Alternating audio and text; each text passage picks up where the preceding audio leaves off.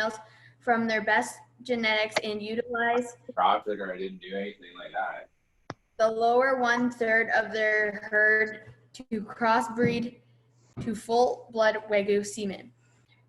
From these matings, they create animals for their Saskatchewan Snow Beef brand that is marketed all across Saskatchewan.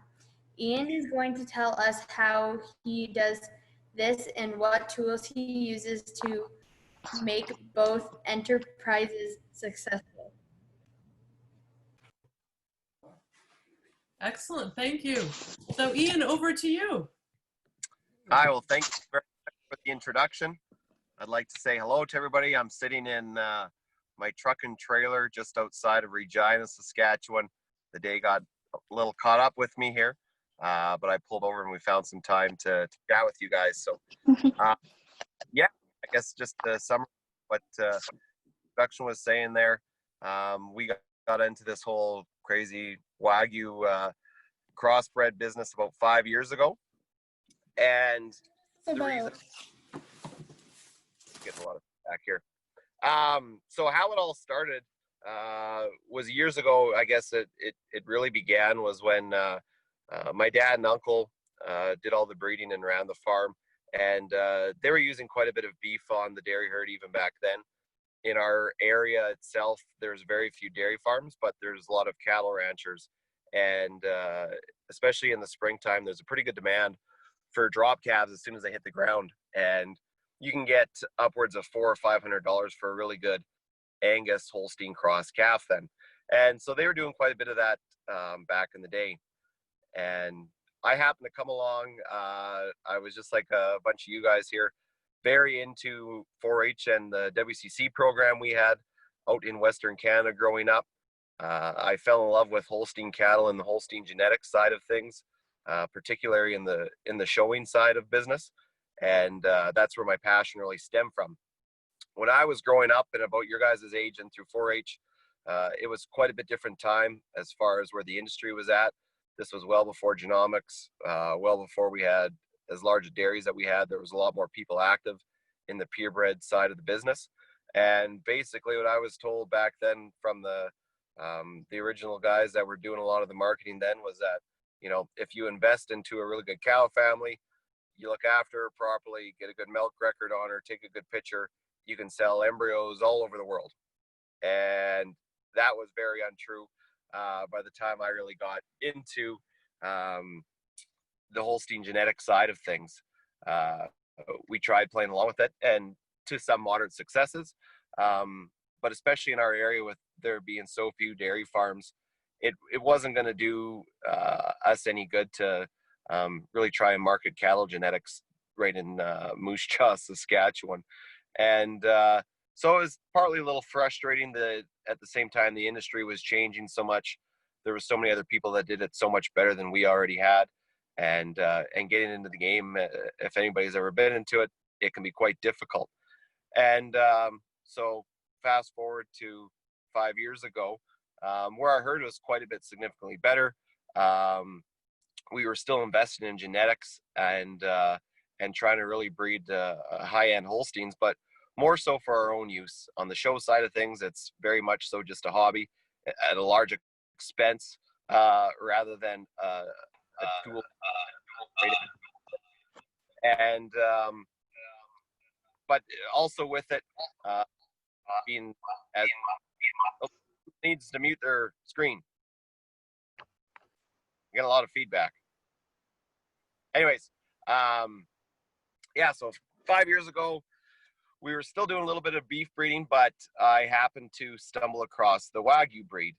So the Wagyu breed is a Japanese breed of cow that is world renowned for their marbling that they put into their beef. And at around, 10, 12 years ago, the fad towards getting fat out of everyone's diet started to diminish, and it was very good for our dairy business, as we've seen increased sales in butter and cream and natural fats coming back. And people started to realize too that beef that had all the fat right out of it, it wasn't good, and the flavor wasn't there. It was tougher, and you weren't getting the product that you were expecting to get out of it. The Wagyu breed slowly started picking up popularity. And with Australia, who is the world's #1 exporter of any Wagyu genetics, now that Japan's closed their doors, they started doing a good job in getting Wagyu distributed everywhere, and it started to pick up. And so this breed of cattle, they are similar to the Holsteins in that they take a long time to finish off. They were not bred to be beef cattle, ironically.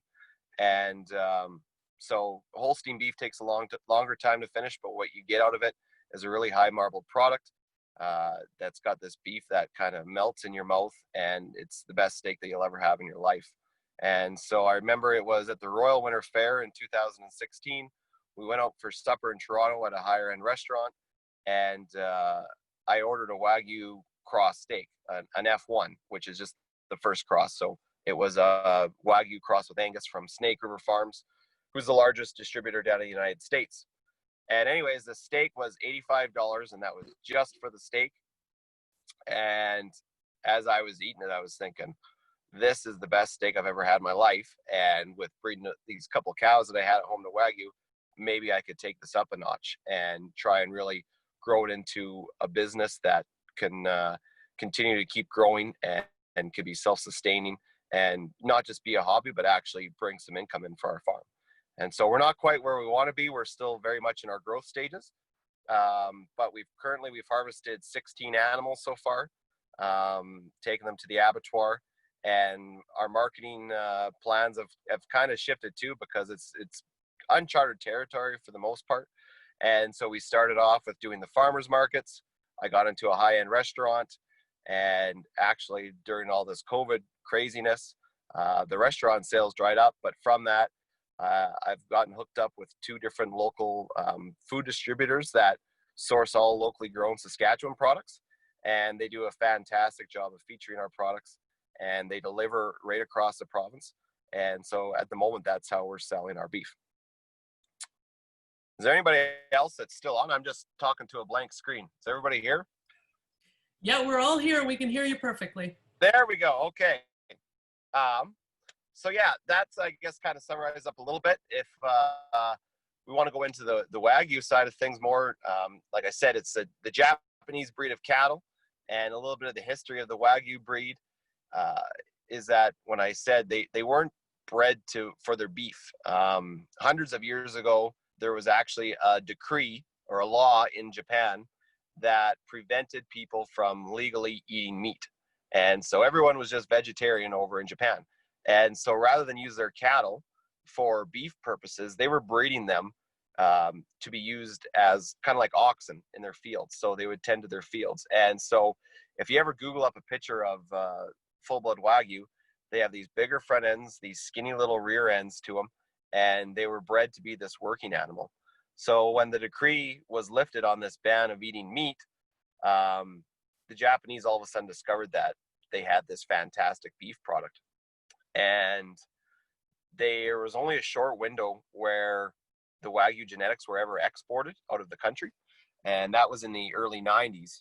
And it was for about 3 years where these Wagyu genetics were exported to the United States, Australia, some into Europe. And so all of our Wagyu genetics that we have in the world stem back to these 3 or 4 years where the animals were exported. And after that, the Japanese government, they labeled the Wagyu breed a national heritage, and they said no more. And so Japan's had their doors closed as far as any live cattle, genetics, semen, embryos, anything. You cannot get your hand on what the Japanese had. They already had a really good head start in producing the top end beef. And some of this beef will sell for crazy prices, $300 a pound for this full blood Wagyu beef. You may have heard of Kobe before. That would be the most known beef brand throughout the world. That is full blood Wagyu. And this beef contains over 50% fat that's actually webbed throughout the beef in the marbling. And so when you bite into this beef, it's just so juicy and flavorful, and it doesn't even, it's a totally different experience from eating a regular steak. And not only is the beef full of fat, but the fat actually happens to be a healthier fat for you. It's really high in unsaturated fats and lower in saturated fats. So it'll melt at a lower room temperature, and that's where you get this melt in your mouth feel when you bite into it, is because these unsaturated fats in the beef, it literally is melting in your mouth, kind of like chocolate. And so it gives you a really good eating experience. So that's what the history is behind the Wagyu.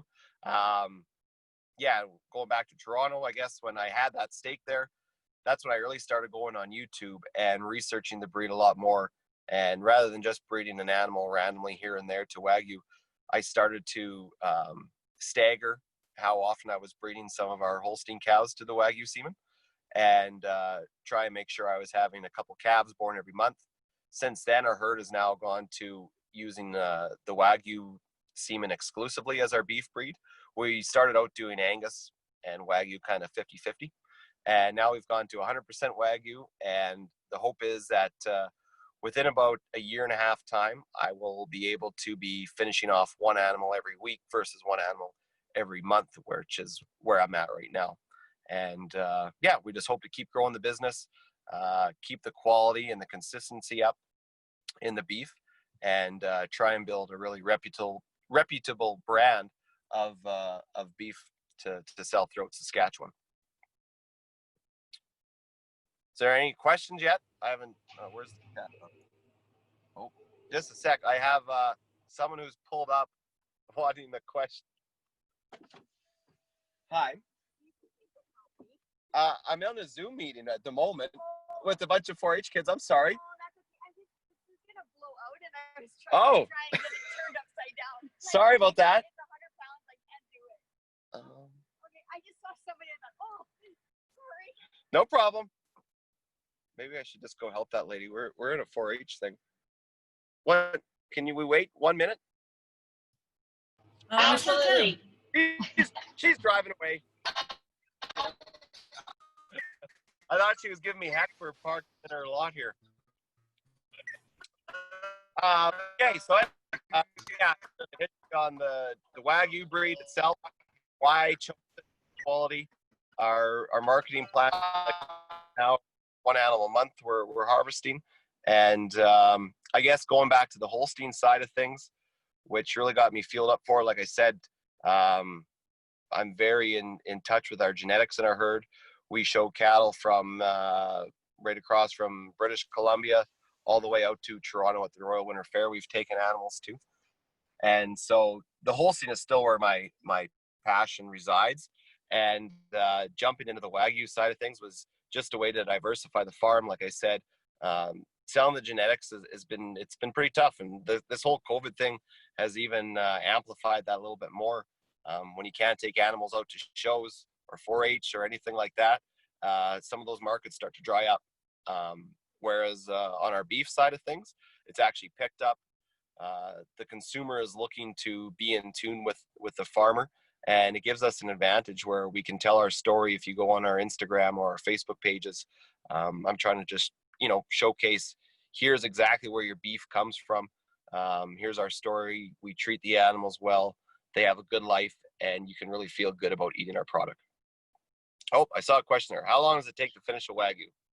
Right now, our animals are taking about 28 months of age by the time we harvest them. So they're born, they're the F1 cross. So we breed them with full-blood semen that I actually get from Ontario.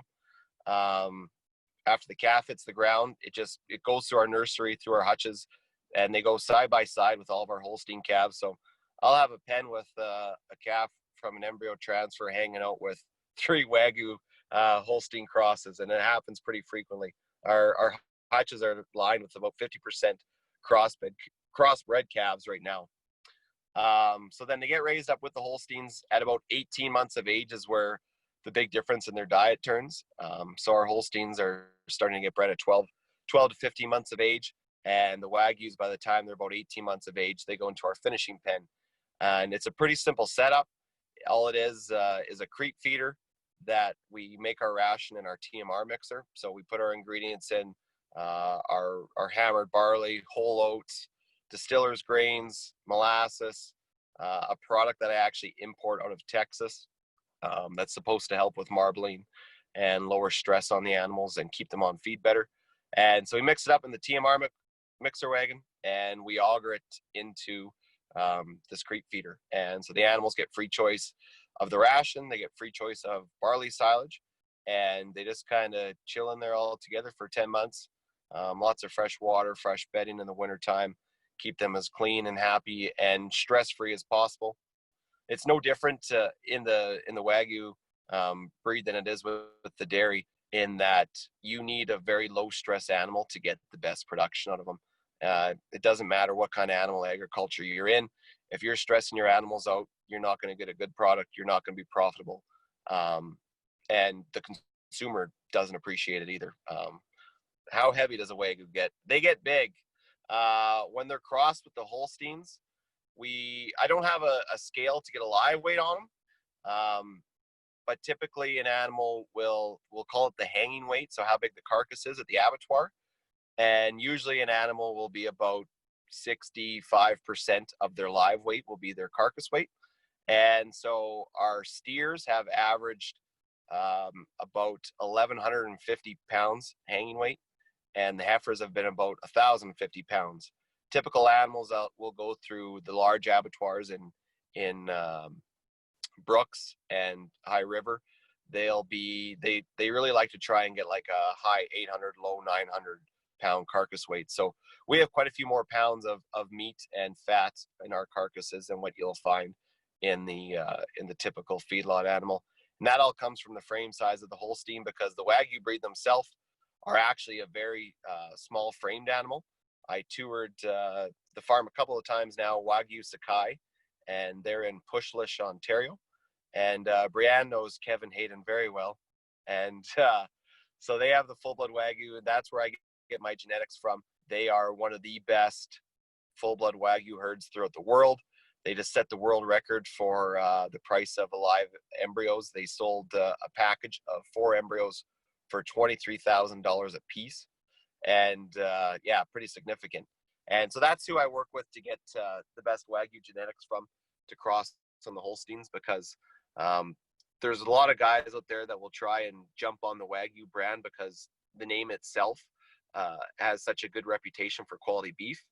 And so as Kevin or Ken will say, there's a big difference between purebred, full-blood commercial, and commercial Wagyu. They're 2 different products, and it's no different than in the Holsteins. You have your top-end Holstein genetics that are used for high-indexing bull mother dams, show winning dams, whatever, right down to your most commercial animals. And so there's a big difference in between the 2. And if you just try and do things cheap in the Wagyu breed, you'll wind up with a subpar product. It won't be consistent, and you'll have a tough time really trying to grow the business. So Ian, we've got a bunch of questions here for you. I might just start at the top if that's okay. The Absolutely. first one was, do you use black or red Wagyu semen? And is there a difference in the meat of black or red? Great question. So the black, there's 4 different breeds in Japan. They're all Wagyu. It'd be like saying dairy cow, and then there's 4 different varieties of it. So we use 100% black Tajima is the breed. And so they're just known as the black Wagyu. The red breed is known as Akushi. And the Akushi look a little bit more like your typical British beef animal you'll find. They have a little bit more hip to them. They're a little stouter made, a little bit, they look more closer to an Angus than what the Wagyu do. The Wagyu breed themselves, the full-blood Tajima, they're actually pretty ugly. They're not the prettiest animals to look at, and that's where you'll get made fun of the odd time if you're growing these things up. That's for sure. I've taken my fair amount of jabs with it. But once you take the hide off the carcass, there's no comparison between these Wagyu cross animals and all the other beef breeds. So. And Ian, was there any problems with adapting? Going back as far to the difference in the meat quality of them, the Akushi genetics, they will churn out a very fantastic product. You'll probably get carcasses that are a little bit heavier with them, and you'll get really good marbling, but you don't get the same extreme marbling. Like when you Google up Wagyu or anything and look at the pictures of it, any of that really high, intense, crazy marbling, that'll be coming from the Japanese black Wagyu. So the Akushi is very good. the Tajima, the black Tajima, just takes it to another level. Ian, was there any problems with adapting the cattle to a Canadian environment? No, not at all. Another really good question. And the two breeds complement themselves very well.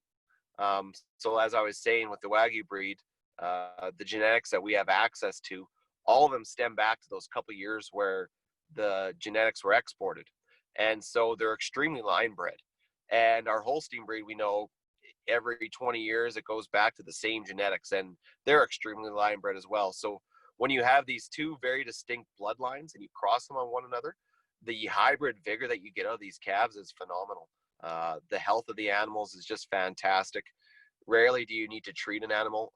Since I've put all these animals in the finishing pen, I've had about 30 of them from harvest to the ones that have just gone in. I've never had to treat a single one of them. They're very hardy animals. They do well. They grow a good hair coat, and we feed them pretty heavy too.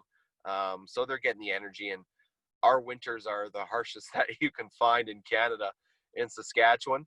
But if the animals have access to clean water, lots of feed, protection from the wind is important out here, and lots of bedding, they do just fine. Excellent. The second part to that question was, how do you ensure genetic diversity if Japan's doors are closed? Well, Japan, like the reason Japan closed their doors was because I think they realized they made a mistake. And it'll be an interesting 10 years coming up here, because Japan still goes on it's kind of almost the same battle that you have in the Holstein breed, with the traditional Holstein breeders using the traditional tools to get better genetics. And that's kind of what Japan does. They go very heavily on tradition. Whereas in Australia, all the genetics started in Japan, but they're creating their own distinctive bloodlines now. Australia is the kings of utilizing genomics and any of the raw data that they get back off of their carcasses. They're pretty similar to the Holsteins in how they value all this data that they gather and use that with genomic data, trying to build up a database and really try and push the limits on their Wagyu breed. And not only just to try and, I mean, the marbling, you can't get any more intense than what they've done in Japan. It's a matter of being able to get that same end result with bringing down the cost. So bringing down the amount of days on feed that we need, and the amount of time and investment that need to go into them to get in the same product. So that'll be the two biggest diversities that you will see. Will be kind of the Australia-Japan battle that they have going on.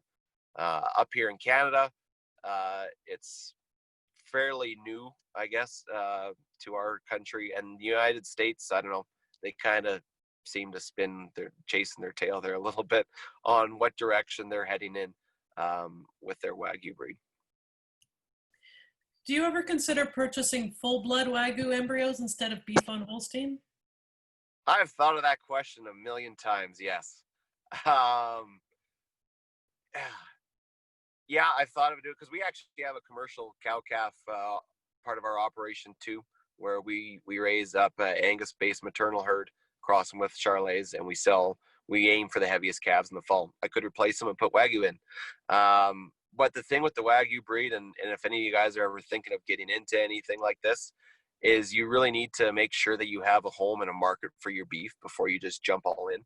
There's been plenty of people down in the States, especially, or even just around, where they see the breed, they see what the potential is of the breed, they think, oh, I'm going to make a bunch of money off of this by diving head first into the breed. And if you don't take it slow, and if you don't have a home for the beef and learn a little bit, figure out some mistakes and what you need to do better to have a better end product and a better way of distributing the product, you can go broke in a hurry. And so with the full blood Wagyu, yeah, I mean, getting the price point that I asked for my F1 cross beef is it's asking a fair bit. And if you get into the full bloods, they take that extra bit longer to get that added marbling out of them. And it's just a whole different ball game. And so the nice thing that we've had with our beef is it's been very consistent. That's what we've found out. Of the 16 carcasses that we've harvested now, on the Australian Wagyu scale, it goes from a 1 to a 9 on how intense the marbling is. And I started out, the first couple carcasses I did were about a 4 or 5. And I more consistently right around number 6 would be my sweet spot. And so that makes and if you're talking on our Canadian scale of beef grading, basically like a 2 or a 3 of the Australian would be what Canadian prime would be. Sorry, I'm jumping into something that you guys might not know. The bunch about the Canadian system is there's A, double A, triple A, Canadian prime for your beef. So about 85% of all Canadian beef will be labeled triple A, and it's not super consistent. And it's about 1 to 2% that will be labeled prime, whereas I won't sell any of our beef unless it would at least minimally grade out as Canadian prime or better, which is right around that 3-4 mark on the Australian scale. Lots of questions here for you, Ian, so I'll just keep going through them. The next one is, what is the significance of the snow beef name? When I started looking at trying to market it, I didn't want to, because I wasn't marketing full-blood Wagyu, I didn't want to try and muddle the name in there.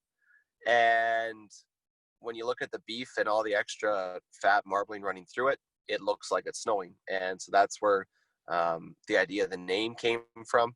And I guess when I, added Saskatchewan to it to really put that distinct location, which is what the Japanese do. There's different prefectures, so there are different brands of beef over there. So kind of trying to take a piece of Japan's book with trying to utilize their homeland for where the beef was coming from. And then snow beef, the best thing that I've gotten out of the name is it's very odd almost. When you think snow beef, they're two very distinctly different things. And people just kind of generally ask, well, what the heck is that? And then that's when you lead into, it's actually Wagyu cross beef. And then I start talking about the marbling, and it kind of goes from there. So it's a bit of a unique name from any other beef brand that's available out there. And leading into that, beef brands out there really aren't a whole lot of them. And that's what I was trying to jump on board to. The system, it's proven very much so recently how fragile it can be with so very few players in the game. You have your Cargill, your JBS, and there's 3 plants where 95% of all beef in Canada is killed. Well, COVID screwed a lot of that up for them, and it was good for any of our smaller producers. So hopefully going forward, once those guys get back on track, things keep up with us. But as far as beef brands go, I mean, I could throw the question out to you guys. How many different brands of beef do you guys know of in the grocery store? It's just steak. That's basically all you'll see. Maybe sterling silver, AAA, you'll just see that kind of marketed. But there's no distinctive differences in the brands. And so that's what I wanted with getting the snow beef name. It stemmed from it looking like snow. And I guess our climate out in Saskatchewan too can be quite harsh and snowy and miserable in the winter from time to time. And that played into it a little bit as well. Awesome. It sounds like a real marketing win. Next question for you, Ian. What is the biggest difference between your Holstein and crossbred feeding program? Well, like I said, actually, the program is very similar right up until 18 months. And so that's what worked out really well for us. When you talk about diversifying, it wasn't something that I had to go and invest a pile of money into to get started with it. Your fixed costs on the dairy as far as taking, having the hutches set up that we have, purchasing our milk taxi for pasteurized milk. The labor is not a whole lot different from feeding. It takes about as much time to feed 20 calves as it does 30 calves. And so a lot of those costs were already fixed. And so there wasn't a crazy amount of investment that needed to be done because we keep the calves on the exact same program as the Holsteins up until the 18 months of age. So once they're weaned off, we actually feed the animals the exact same again, but just on our dairy TMR, a little bit of free choice hay. And then they'll go on a backgrounding program, which is predominantly barley silage, alfalfa silage, some straw, some dry hay. And from there, the big difference is when they go in the finishing pen, and the Holsteins will stay on more of the heavy forage diet to get into calf and to become bred heifers. Oh, I've lost everybody. No, we're still here. We can still see you. The next question for you is, would you consider keeping a few of your F1 crosses to create F2 crosses? Another good question. And I've thought about it before. I get asked that pretty frequently from guys, but I just couldn't respond with no, because there's no distinct advantage. And it's been proven in the dairy breed as well that your first cross is by far your best cross, and you don't gain a whole lot more when you put that second cross on there. So that's part of it. But then the other thing is the consistency. And so with my beef brand, I've been very staunch from the beginning that I want it to be as consistent as possible, so that if people try it the first time, they really like the beef, they come back a second time, they're going to get the same product again. And if I can keep these F1s the same cross every time, I'll get the consistency I'm looking for. And so far, it's been pretty successful. Hi, Brianne. I can see you. What is the temperament of the Wagyu animals like? The full bloods themselves are known to be very docile animals. These calves that come out, they are full of energy, would be the best way to describe them. If we ever have any escapees out of our hutches on our farm, 9 out of 10 times it's going to be one of these Wagyu Holstein cross calves. The temperament, they're relatively, like, as aggressive as they are, they're not mean, they're not wild, they're not crazy. No more than the Holstein breed. So it'd be very on par as far as temperament goes with the Holsteins. Another good trait out of the breed, though, is the calving ease of them. That also is what attracted me to utilizing the breed as well, because it'll be a lot of our older cows that I actually am winding up breeding to Wagyu now. So you get a cow that's on her 5th or 6th calf, and she's looking for an easy transition. It's really nice to use the Wagyu semen on them and have a 70-pound calf coming out of them versus a 100-pound Holstein bull, or something like that. So, the temperament's really good on them, and the calving ease is even better. I think we had our 91st Wagyu cross calf born here just the other day, and that made it 91 for 91 of unassisted calvings with the Wagyu breed. Do you ever breed a first-time heifer to Wagyu? Yep, absolutely. We utilize genomics very heavily in our herd. And so all of our Holsteins, whether we keep bulls for Hutterite colonies or they're our own replacements, are genomic tested. And I get a little behind sometimes on it, but as long as I have the genomic test back before breeding that animal, I utilize it very heavily. And so the tools, I guess, as far as breeding with the Holsteins go, would be the genomic index itself, the family, the pedigree line on her, whether I really want to work with that pedigree line or not, and then their own phenotype themselves, because I still appreciate a well-made, nice animal. And if they're a real dog, and even if their test is just okay, they're probably going to get either an embryo or some Wagyu semen. So, and again, going back to the calving, though, it's really nice too when those first calf heifers, they come in, and we've never had to pull one off of them before. They come in and they spit these calves out. Ian, do you ever have a hard time getting space into slaughter plants and to finish them, or are there a lot of abattoirs out where you are? I didn't used to, but geez, your kids are full of lots of good questions. It's become a challenge right across Canada in the past 2 months since COVID, and it threw a real wrench into the system. It's kind of like, my butcher said, it was kind of like BSE back in 2003, and there was all of a sudden this giant glut of animals that were finished off and had nowhere to go. And so, yeah, I've ran into some problems here recently, only just recently, because I can still get my one animal a month in, but I'm at that stage now where I'm ready to do about 1.5 per month, and it's barbecue season, and I'm actually currently sold out waiting for my next animal to be processed at the abattoir. The majority of it's already spoken for, a lot of private sales, let alone what I sell through the markets. And so I'm asking my butcher, like, can we get in? And that's a phone call I have to make in the next day or two, is to try and get another animal or two a month in there, or I'm going to have to start looking elsewhere. There's quite a few different abattoirs around the province, but when you start looking at marketing beef There we go. Am I back? You Okay. are, yeah. I should try. My phone's down to 20%. If I plug this in, I wonder if I will lose my volume. Can you hear me? Yeah, you're still good. I'm still good? Okay, perfect. Well, then I won't lose my battery. Yeah, so there's lots of different abattoirs across the province. It just depends on what level of inspection you want to go in. And so the abattoir that I work with, they're provincially inspected, meaning that every time that they kill, they have to have someone from the Saskatchewan government comes out. He's checking for the CCIA tags. They're ensuring different things like the cooling temperature of the carcass, and they're just making sure that the food inspection is there.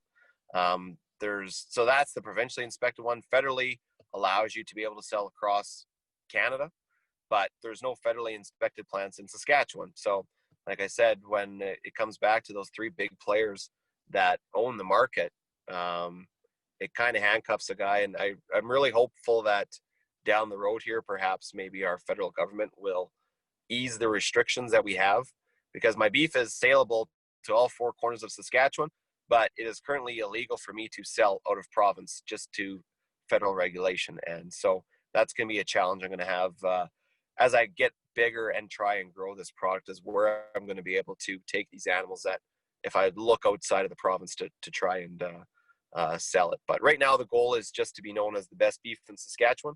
And so far I think we're doing an okay job of doing that. Awesome. Next question for you is it normal for Wagyu to have a weak loin? Yes. You, if they were on the classification system, you would get a lot of 1s, 2s, and 3s. Same with foot angles, not very good. Body depth can be off pretty bad. As I attributed before, the breed is not the prettiest breed of cattle, and the F1 crosses that we have look pretty similar to what the full bloods do. Like they're not the cutest creatures in the world. You wouldn't take one into B4H, put it that way. That's good advice. A few questions about the size of your herd. So how many cattle do you have altogether, and what is the size of your snow beef herd? So we milk 160 Holsteins. So with your dry cows, young stock, all in, there's beef cattle. We feed my uncle's beef cattle. We have about 450 head on the farm at any given time. And the size of the Wagyu herd now, as I said, it was the 91st calf was born, and next week Wagyu number 22 is going to the abattoir. So there's a couple I sold off in between there where I didn't have the market. People were asking for animals, and I did that. But now absolutely everyone that's born on the farm I'm keeping. And I think if we can keep up our marketing ploy, I will have a home for it within the next year or two. So. Okay. I've still got lots of questions, Ian. So if you need to go at some point, just give me a heads up. Nope. I'm fine. I wanted to come on here, so if there's questions, I'll answer them. All right, we'll keep going. What does your ration consist of for dairy cows and for your Wagyus? The big difference out in Saskatchewan on the prairies from in Ontario would be the use of barley silage and barley grain. So for our dairy ration, it is about a quarter alfalfa silage and then a 50-50 blend of corn and barley silage to make up the rest. There's lots of guys though that they'll utilize the barley silage more, and mainly because the weather is a little less predictable and our land's a little lighter than what we would have in Ontario. And with new modern farming practices, no tilling, seeding, things like that, we're basically guaranteed a barley crop every year. The last 4 years have been pretty tough, pretty stressful. This year's been no different in trying to hook some rain, especially in the springtime. And so our corn last year, we got 8.25 ton per acre. Well, for all the inputs that you have with the corn as compared to the barley crop out here, our barley, even though it was poor, it did anywhere from 2 ton an acre to 16 ton an acre. So it averaged out about 6 ton an acre that we average on our barley silage. So there's a few more acres available, easier, and so we definitely try and utilize the barley. Incorporating the barley finishing ration though too. The nice thing of it is you'll get a lot whiter fat out of it than you will of corn. If you've ever eaten a steak down in the United States, especially the southern area, where they get fed corn silage with rolled corn or steamed corn or whatever, you'll wind up seeing the fat in their beef is a little yellowier, and just from of the corn. And so the barley, what it'll add to the fat in the beef, it just gets a lot whiter, snowier look to it than what you get from corn. Okay. What is your average calving weight with the crosses? From the Wagyu, I don't actually weigh any of them. Just kind of go by size on them. But I've heard of guys that are having some bigger ones. I don't know if that was different from different, because pretty well every semen company will carry some kind of Wagyu bull nowadays. But all the ones that I've gotten from Wagyu Sakai, the average weight I would say is right around that 70-pound mark. I've gotten them that have been a little bit bigger. There was one or two of them that probably hit the mid-high 80s, something like that, but they still calved out. The cows did on their own just fine and dandy. And then we've had Wagyu twins that were as small as like 55, 60 pounds, something like that. All right. Is there a market for Wagyu crossed with Holstein veal? Oh, never explored it. I don't think it would be your best breed to use if you were going for a veal market. Because one of the big things with the Wagyu, and like I said there with the Australians, how they're trying to get the animals to marble out as good at a younger age, but it's still not quite there. It takes time to achieve that marbling on them. And so if you were going for the veal market, I mean, the animal hasn't even really developed enough to, you're not going to see a big difference, would be my guess. Don't hold me to that because I've never tried it, to be honest. But the smaller frame size that you're going to get off the animal, I don't think you're going to get an advantage in the market marbling to outweigh that smaller frame size that you would get off the veal calf, would be my guess. I'd be very curious to see it if somebody ever gave it a go. All right. Another breeding type question here for you. Would you ever consider doing a Holstein Belgian blue Wagyu cross for higher carcass yield, or would that lessen the quality of the meat? Again, until you really try it, you don't know for sure. It depends what you're wanting to do, what your end game is for your market, right? I was going to say that to all the kids out there, if anybody was ever interested in trying to do something similar in diversifying their farm and marketing their beef, just know what your end game is and what your market wants to be. So when I was looking at it and really got serious about it, it was going to be that I really wanted to try and produce the best beef in the province. That was always my mandate right from the start. And so to do that, it was utilizing this full-blood Wagyu, crossing on the Holsteins, and keep it consistent. But that's not to be said. There's been other guys in the province I know that have been marketing Speckled Park Holstein crosses and done very well. Angus crosses very well on the Holstein breed. The Belgian blue, as the question was asked, we had some years ago. I remember Dad had used some Belgian blue semen, some of the original stuff that was imported, and I don't remember what the animals were like to eat. I've heard some good things, but I don't personally know. But so just know what your end game is going to be with your marketing, and make sure that you're passionate about whatever you're wanting to do with it.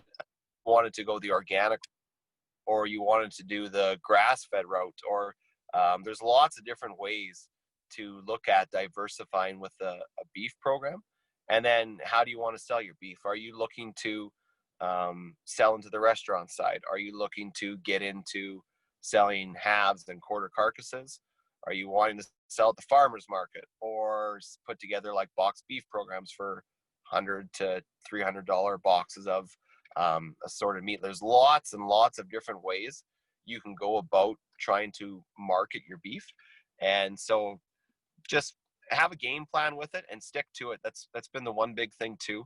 There's been a couple of times where, you think about getting off track with it, or this is stupid, or looking elsewhere, but I've stuck with it, and it's starting to pay off. So if you want to get into Speckled Parks, like I said, there's another guy that was selling it for really good money up by Saskatchewan. He was getting, I think, $5 a pound on the rail for his animals, which is a very good price, and crossing Speckled Park with the Holsteins. And there's a really good Speckled Park breeder in Ontario. He just got into him, Elgin Craig from Craigcrest Holsteins. And Elgin's a beauty of a human being. I'm sure if you phone him up and we're either looking for some semen or just wanted to know more about the breed and what makes them special, he could help you out for sure. And the beef quality, what I've heard from the guys of the Speckled Park Holstein cross, has been really, really well. But yeah, we have a really good advantage that no one's ever paid attention to in the dairy business, and that's the quality of our beef. Because if anybody's ever taken a fat heifer that wouldn't get in calf, or a free martin or a steer, and fed it out, we know that our beef marbles very well, and it's a great maternal base to cross with a lot of different breeds of beef cattle, depending on what route you want to go with it. It's a hidden secret weapon that I don't know if it's a pride thing or what it is with a lot of people. There's kind of a stigma to it, like, oh, you can't sell beef off your Holsteins, or I get made fun of all the time from my friends around here. Oh, you're stupid magpie animals, or things like that. But it really is a secret weapon, and it kind of makes me laugh too around here. Like, I got a lot of buddies that are ranchers and beef farmers, are involved in the beef industry, and in comes this guy using Wagyu and Holstein, two breeds that they know nothing about, and selling a premium beef product in the province. So it's kind of funny. I like to stick it to them a bit. A lot of questions about price. So people wondering what you sell your beef for per pound, and then also a few questions about how much a straw of semen of Wagyu semen would be worth. Okay, good questions on that. Typically, a straw of semen it's no different than the dairy business, where you can get your El Cheapo $5 semen, or you can go and pay crazy amounts of money for Wagyu Sakai sold some semen in this Australian sale for $1,300 a dose. So there's very different levels of the pricing on the semen, and it all goes back to quality, pedigree, data that any of these breeders have gotten off of their Wagyu herd. And sorry, what was the other question? There was the pricing and the price of beef, and then the price of, you mentioned the price of semen. Yeah, so the price of the beef itself, for my prime cuts, so for your fillets, your ribeyes, your strip loins, I'm basically at double of what it would cost in the grocery store. This is pre-COVID too. So usually if you go through your grocery store, a ribeye steak will be right around $25-ish a pound. Our ribeyes we retail for $49.50 per pound. The fillets are the most expensive cut at $52.50 a pound. And right down to our cheapest products, our ground hamburger we sell for $8.25 a pound. The round cuts of beef they sell for $12 a pound, which isn't crazier over the what you would get at Safeway or a butcher shop or something. But that's the big challenge. If you're not selling halves and quarter carcasses, and you're looking at selling beef, that's the big challenge is to try and sell those lesser end cuts. You don't have to be a real rocket scientist to sell fillets and ribeyes. Those sell all day long, even at the more expensive price points. But all your profit essentially is tied up into those lesser cuts, because unless you can move the whole animal, if you have to discount significantly and you are struggling and getting a buildup with all those lesser cuts, yeah, it's going to be a challenge for you to make any money off of it. And just another marketing question for you. What type of people do you market to? All kinds. There are the beef connoisseurs who have said that they've gone all over the world and tried different Wagyu, and they said it was ironic that the best one they had was 20 minutes from home. I've had those types of people, right down to the old school ranchers that just want to give it a try, to someone that's wanting to treat their spouse for their anniversary or a birthday or something like that. Yeah, there's all kinds that are looking to try it, and especially at the start, there's a lot of education that needed to go into it. But people are kind of, especially in the last year or two, are getting wind of a very low level of an idea of what Wagyu is, and it's basically known as it's the fattier beef, and you're getting this really high marbled beef. So the word's starting to get out, and it's been a little bit easier in the last year or two that people know if they're buying Wagyu, it's going to be a little more expensive. Is there differences in cooking the beef? Don't overcook it. You're really wasting your money. I will tell people, if you buy any kind of Wagyu beef and you like your steak well done, you should just go get chicken, because it's just not worth it. You'll cook that fat right out of it, and the animal is a little bit older too, so the older you get, the farther away from the veal kind of age you're going to be having with some of the other beef, and you might actually run into your steak being a little bit tougher than you would like to get, and you're just not going to wind up having a happy experience with it.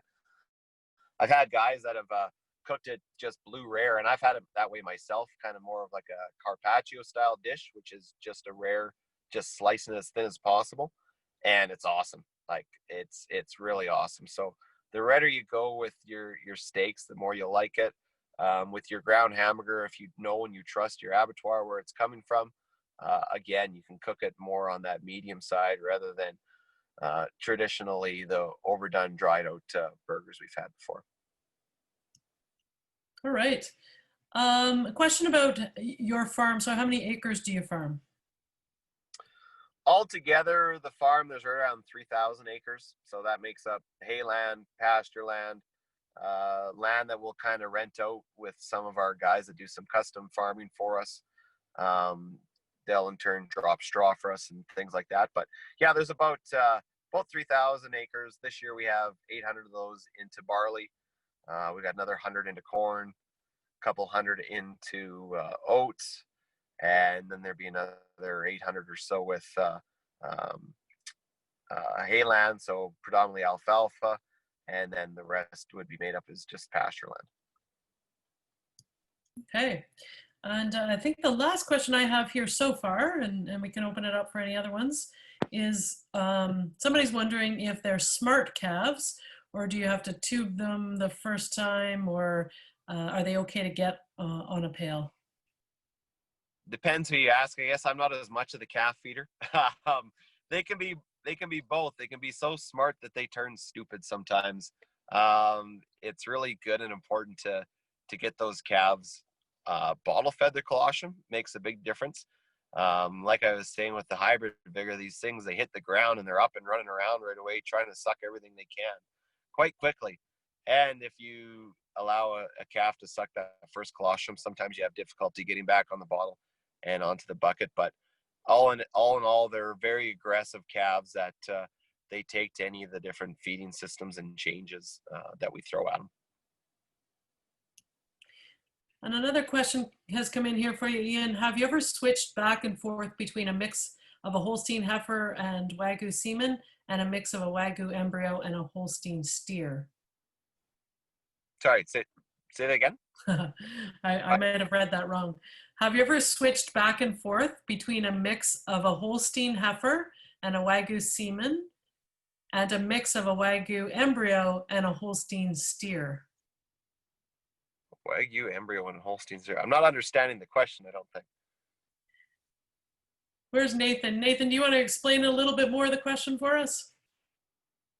Jump on here, Nathan. Like going with like a steer with kind of Wagyu embryo, like going back and forth, like do you find Holstein heifer with the Wagyu semen kind of produces a better animal, or like Wagyu embryo with Holstein steer does? You mean a Holstein bull? You mean using Holstein semen on a Wagyu female? Is that what you mean? Yeah, sorry, exactly. Yep. Okay, that helps explain it. I've never gone backwards on the cross.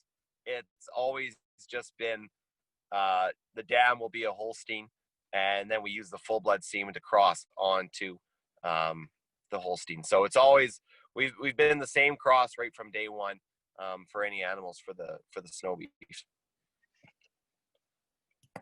So I guess I wouldn't know what the difference is because I've never gone the opposite with it. So yeah, I'm always very curious to anybody that's doing anything with beef on dairy or trying to diversify their operation to some degree to try and make a few more bucks off the farm. Because, yeah, we all know that it's not so easy these days anymore to, you're not guaranteed an income with dairy, and there's lots of different challenges thrown at us, different market wars and losing some of our market shares, and it's not necessarily the easiest time in the industry, but at the same time there's lots of opportunities, and sometimes it just takes a bit of outside the box thinking.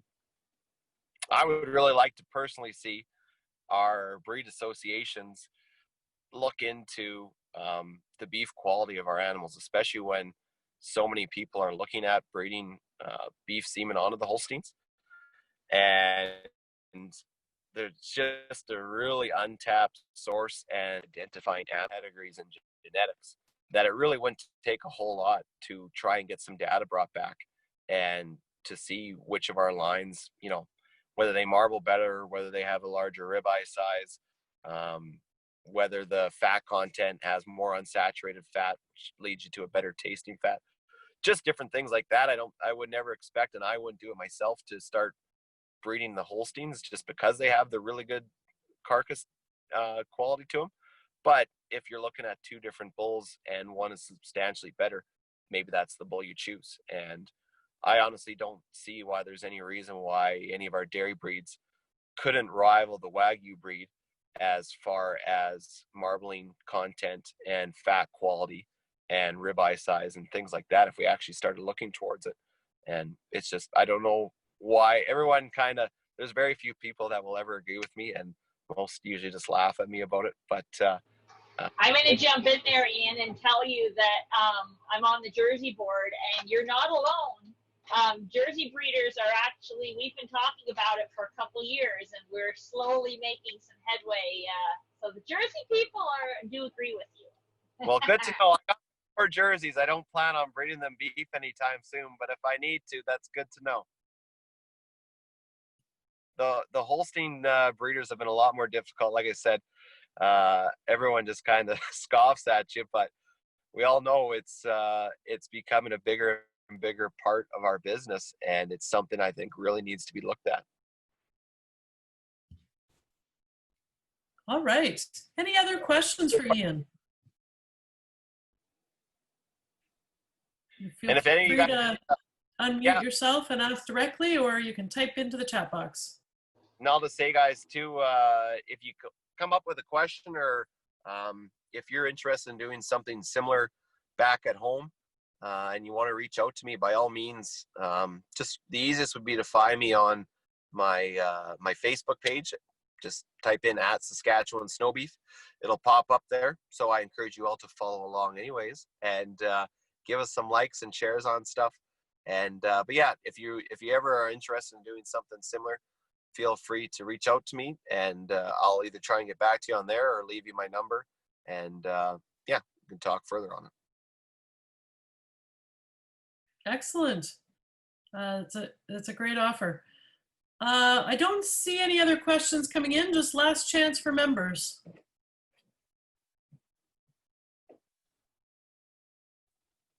All right. Well, I don't see any more questions, so I'm going to turn it over to, I think, Riley, who's got some parting words for you, Ian. On behalf of the Ontario Vet and Dairy Science 4-H Club, we would like to thank you for speaking with us tonight. We appreciate your time and knowledge. Thank you. Excellent. Thanks, Riley. Well, thanks for having me, guys. It's something that I really am passionate about, and especially to 4-H members. I grew up in the program too, so thanks a lot for having me on here, and it was an honor to speak with you guys. Awesome. And if you take a peek at the chat box, there's lots of thank yous coming in there for you, Ian. You can see and them great all questions, there. by the way. People can be timid. All right, Dad's trying to phone me. I'll phone him back. People can be timid, and so keep up those good questions, and make sure you ask them, because you never know until you ask. Awesome. So we have a few more things to do in our meeting, Ian, but you're welcome to sign out. And I know you probably want to get back on the road, so we'll let you go. But thanks again for all your time, and we really appreciate having you here tonight. Perfect. Thanks for having me, guys. Take care.